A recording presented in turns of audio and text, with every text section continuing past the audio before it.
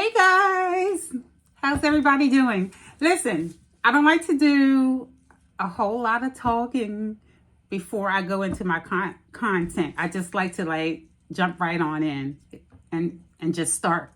So here's what we're going to do. I had some things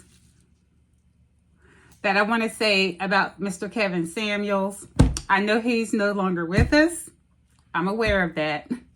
But here lately, I've been seeing, still seeing videos of Kevin Samuels, and like a lot of videos this particular month.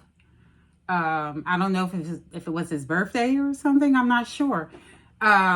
His followers have been like still bringing his name up here and there, and I'm like, wow, really?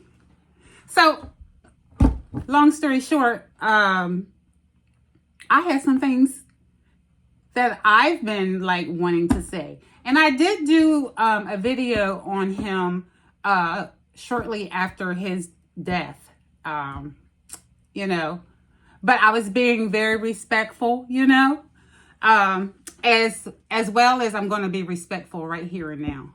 Not to Kevin Samuels, but, maybe to his family members or something like that, So I'm actually surprised that Black men took to him so well and liked him. Being that Kevin was zesty acting and just feminine looking, I was just always shocked by that. I guess all it takes is for you to be disrespectful to Black women, then you are Black men's heroes, I guess. I don't know. By his own standards, he died alone, unmarried, estranged from his child and family. No one to even release a decent statement on his behalf, which is weird. And still to this hour, no one from his family has stepped up for him to say anything aside from his mother, who found out on social media just like everybody else. His social media friends were calling him on camera for just clout. He had no real friends, no family. He was alone. And I think the reason he didn't have family is because that was by choice. He was at odds with a lot of his relatives. His life is really a cautionary tale. I do not believe that he was sexually involved with the woman that was found in his room at the time of his death. I believe it's a cover-up. She was probably giving him a manicure or a pedicure. Whatever the reason, I don't think they were sexually involved. I don't even know if she was really in the room at the time. All of you followers immortalized him. And now that he's gone, you have nothing to identify yourself by or validate the fucked up feelings you have for women. Kevin Samuels didn't have millions, but if you'd like to think that, let's set up a meeting so I can sell you a bridge. Idolizing this fool who died while getting a pedicure, which the truth is hidden, we'll never know. Find a better role model, or daddy for that matter, and figure out what's real. Don't disappoint your mother like he did. Wasn't he a deadbeat father, by the way? He dragged his mother and his aunties. His mother outlived him. It's actually sad and pathetic. Don't let Dusties and their pygmies bully you into feeling sympathy for this creep who encouraged hatred against Black women.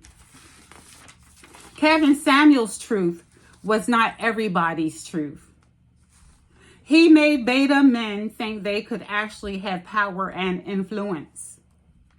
According to his doctrine, Black men are infallible and perfect. All flaws and fault lies with the Black woman. Where was Kevin's daddy? Where was Kevin's daddy? We don't know if it was a he or a she in that room when he died. We may never know the truth. Was his mother a single mother? And is she high value?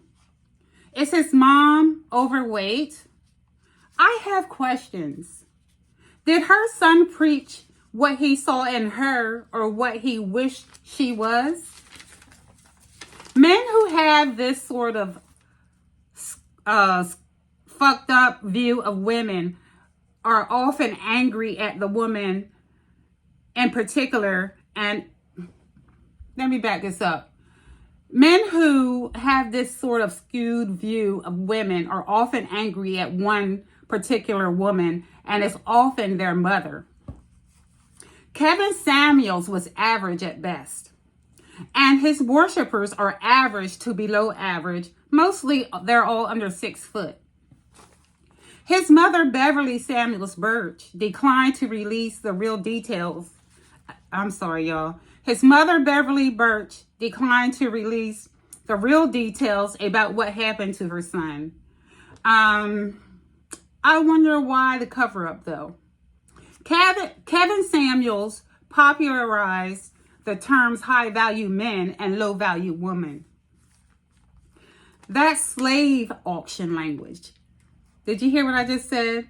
That is definitely slave auction language. We don't need to be referred to as high value or low value.